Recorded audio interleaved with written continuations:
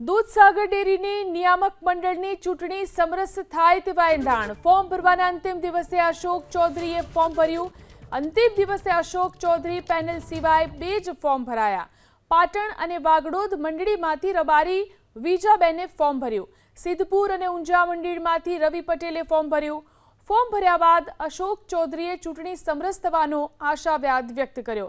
1280 મતદાર દૂધસાગર ડેરીના 15 ડિરેક્ટરની નિયુક્તિ કરશે।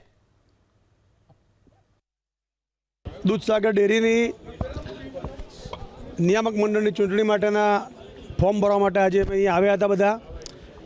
આખી દૂધસાગર ડેરીમાં જે એનો કાર્ય વિસ્તાર છે એની અંદર જે માહોલ અત્યારે બન્યો છે કે આખી ડેરીની ચૂંટણી સમરસ થાય અને એના દ્વારા આવનારા દિવસોમાં આદરણીય નરેન્દ્રભાઈ મોદી સાહેબની આગેવાનીમાં ગુજરાતના આપણા સપૂત આદરણીય ગૃહ અને સહકાર મંત્રી અમિતભાઈ શાહ સાહેબ જે રીતે સહકાર વિભાગની અંદર જે પ્રમાણે કામ કરી અને ગામડાનો નાનો માણસ સમૃદ્ધ થાય એના માટે કામ કરી રહ્યા છે, ત્યારે મહેસાણા જિલ્લાના સમગ્ર ડેરી વિસ્તારના પશુપાલકો પણ આદરણીય નરેન્દ્રભાઈ મોદી સાહેબના અને અમિતભાઈ શાહ સાહેબના હાથ મજબૂત કરવા માટે અને સહકારની સમૃદ્ધિની જે એમની ભાવના છે એને સાકાર કરવા માટે બધા જ પશુપાલકો પણ એવું ઈચ્છી રહ્યા છે કે મહેસાણા ડેરીનું આખું નિયામક મંડળ સમરસ થાય અને એના